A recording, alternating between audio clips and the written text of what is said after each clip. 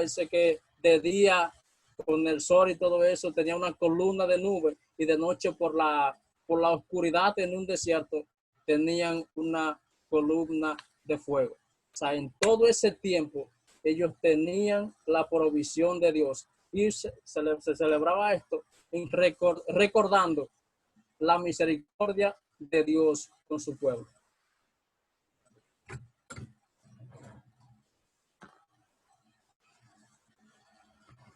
También vemos lo que es el día de la expiación.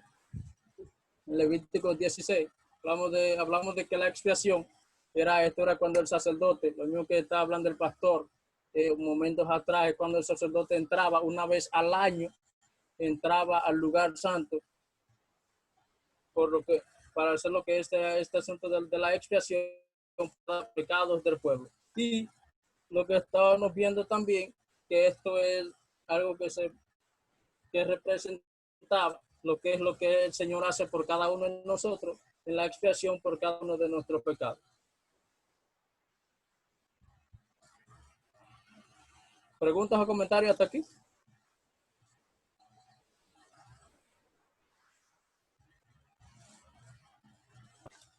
Continuamos. Entonces, este era el día más solemne, o sea, como el día más importante del año. Eso era como el día más importante del año, donde el sacerdote entraba y hacía la expiación por el pecado de todos. O sea, es un día para... Sí, ¿me escuchan? Sí, ¿Me escuchan? Sí. Disculpen que yo hablo poco, pero me gusta escuchar. Dos preguntas. La primera pregunta es, ¿hubo sacerdote antes de Aarón y los hijos o no?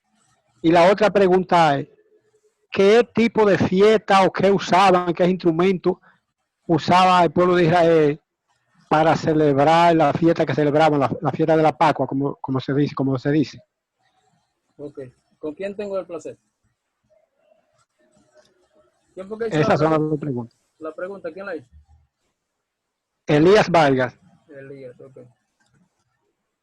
Al principio, creo que entraste un poquito tarde. Sí, tuve problemas con la... Okay. Porque al principio, cuando estaban hablando acerca del sacerdote, se mencionaron dos.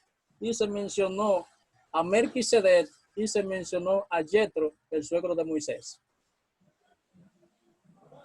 Ok. Sí, yo me quise de más o menos, tenía una idea, pero el suegro de Moisés no. Sí. Ok. Y volvamos un poco atrás entonces.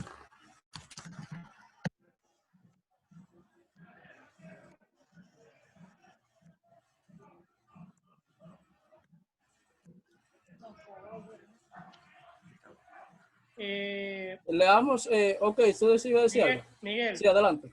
Si al final tú puedes dar una retroalimentación al final, porque yo pensé que estaba grabando y no pude empezar y empecé tarde, porque al compartir, tuve que quitar la grabación para compartir y ahorita fue que me di cuenta. Así que da una retroalimentación para los que vayan a ver el video, que son muchos que se quedaron. Por favor. Ok, volvamos atrás entonces.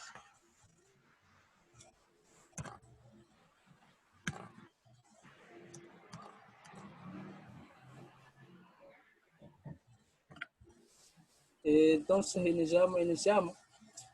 Hablábamos que quedamos acá en lo que es el tabernáculo. Y vamos a la definición de lo que es el tabernáculo. Hablamos de la entrada al tabernáculo, lo que es la única puerta que había para entrar al tabernáculo. Y decíamos que este tabernáculo es un simbolismo de Cristo. Cuando hablamos de la puerta del tabernáculo, Jesús habla acerca de la puerta. En Juan capítulo 10, verso 9, dice, yo soy la puerta, refiriéndose a esto, o sea, la puerta sobre el cual es la única puerta donde nosotros tenemos entrada o acceso a la presencia de Dios. Luego vemos, después que entramos al tabernáculo, hablamos de las cortinas y de las puertas que había.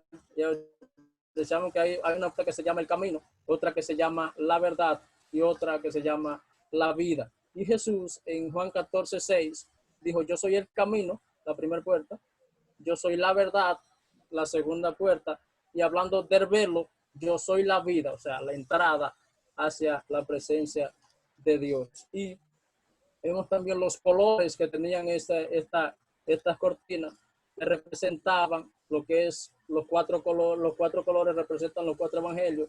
Jesús como hombre, Jesús como siervo, Jesús como rey y Jesús como el Cristo. O sea, Mateo, Marco, Lucas y Juan. Luego vemos acá la entrada, lo que estábamos hablando, el lugar santo y el lugar santísimo. Y vemos todas las tribus expuestas alrededor de lo que es el tabernáculo. En cada lugar está el norte, el este, el sur y el oeste. O sea, estaban toditas alrededor y el tabernáculo quedaba en la parte del medio. Y hablamos de este templo lo construyó Herodes. Se dice que este templo fue mucho más grande que el templo que construyó Salomón.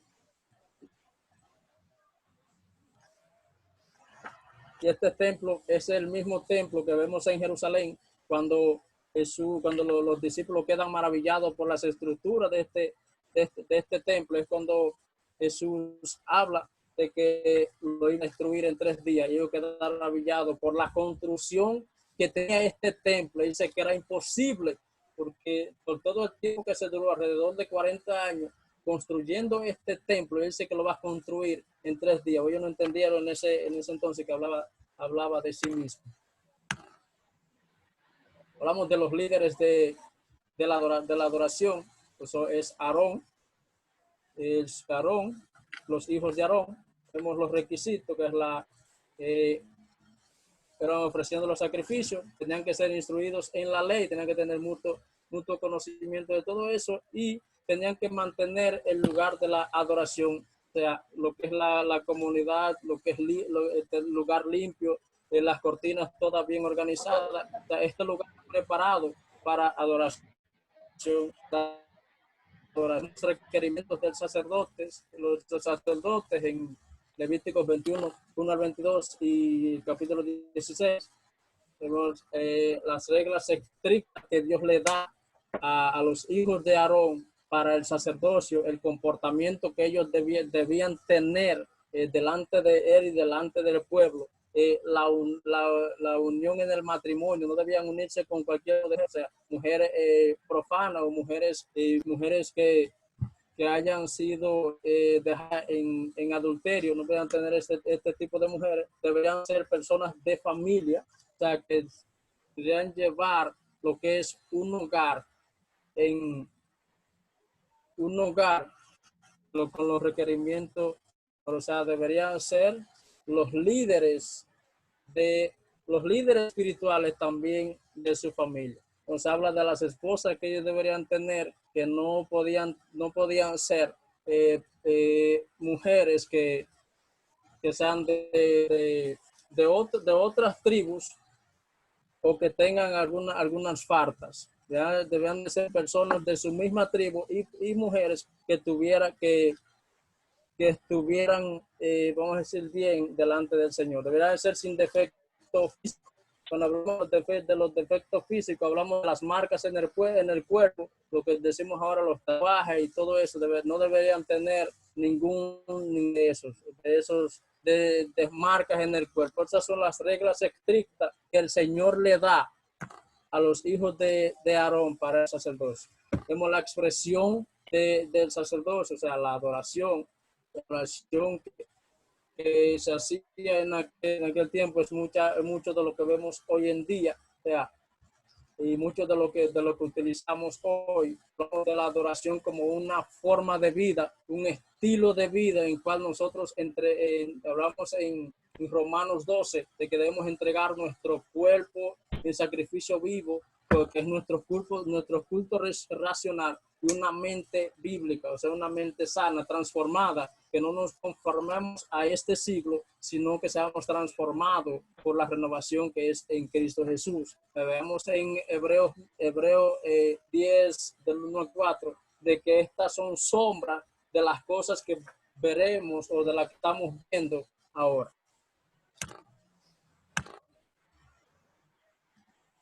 Vemos los pasos para el sacrificio, o sea, tener que ser presentarse el sacrificio delante del Señor y una de las partes que nosotros primero debemos presentar delante de Dios es nuestra vida, que es lo que el sacerdote presentaba delante del Señor, su vida, para cuando él entrara, él tuviera sin manchas delante del Señor y él pudiera entrar y poder salir libremente. Y cuando ellos veían que el sumo sacerdote salía, entonces ellos entendían que él estaba bien delante del Señor, porque la presencia de Dios no lo mató ahí dentro. Entregada delante del Señor. Este sacrificio debían los adoradores tenían que poner sus manos sobre la cabeza del animal. Este animal era degollado, o sea, matado, y era rociado después en el altar. En el altar por el sacrificio, por los pecados de las personas. Acá vemos entonces, vemos los tipos de sacrificios. Hablamos que hay 3 sacrificios que son voluntarios y hay 2 que son obligatorios. El holocausto, el sacrificio de la paz, la ofrenda vegetal, eso eran sacrificios voluntarios, pero lo que es el sacrificio por el pecado y el sacrificio por la expiación de la culpa del pecado, eso era voluntario, que el Señor le exigía al pueblo para el perdón del pecado. Vemos los tiempos especiales de adoración. Hablamos del sábado, de que el Señor le dijo: en 6 días trabajarás, pero el 7º día es un día consagrado a mí, es un día en el cual tú no harás nada, ni tú, ni tu familiar, ni tu animal, ni tu siervo. Es un día que será total y absolutamente entregado al Señor. Es un día donde todo lo que va a girar en ese día es solamente la adoración. Entonces, le da principios, le dice, porque en el principio Dios creó los cielos y la tierra en 6 días y luego al 7º día descansó. Hablamos de la Pascua, que la Pascua, la primera Pascua que celebraron fue en Éxodo, ya cuando estaba entrando lo que es la última plaga, que es la plaga de los primogénitos. Es donde el Señor le da instrucciones de esta celebración que ellos tienen que hacer para recordar de que Dios le había sacado con dura, pero lo había liberado de la esclavitud de Egipto para llevarlo al desierto a adorarlo a él.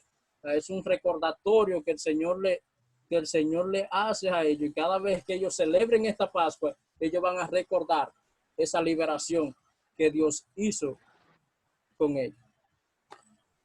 Luego la fiesta del Pentecostés, que se celebra 50 días después, 50 días después de la Pascua. Esta es una fiesta que se hace por las cosechas de primavera, o sea, la provisión que Dios le había dado en toda la trayectoria que ellos estaban acampando en el desierto. Entonces,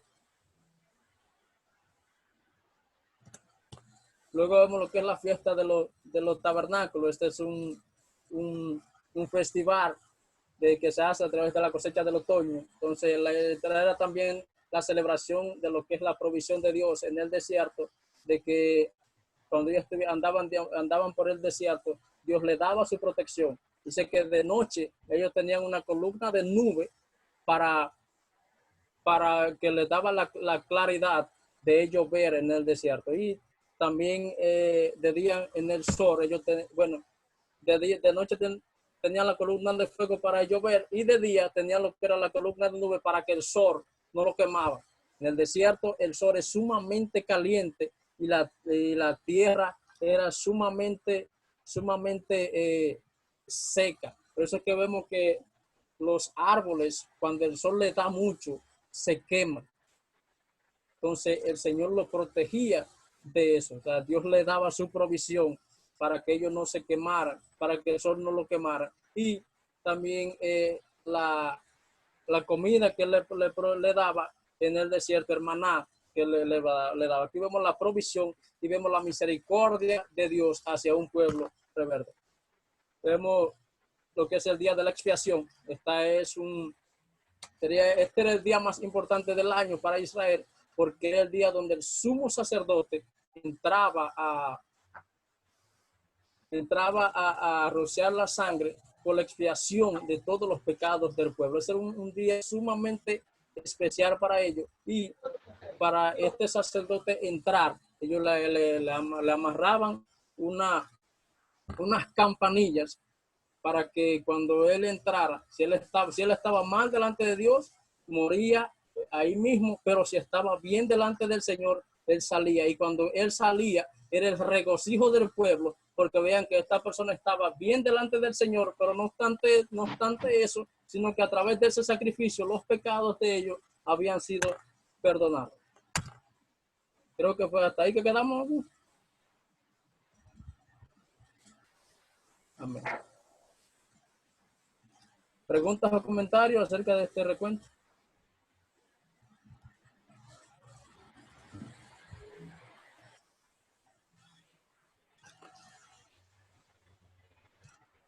Entonces,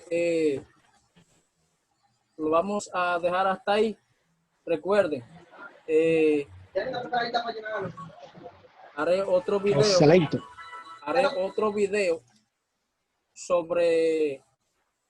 Vamos a entrar después a lo que es la conquista, que vamos a entrar a lo que es a Josué y todo esto. Entonces yo haré un video, y este va a ser un poco más extenso porque va a ser referente a esta clase, para que cuando entremos solamente hablemos un poco de esto y luego entremos a otra clase para poder avanzar un poco más. Amén. Si no tienen preguntas o comentarios, alguien que ore y finalizamos la clase.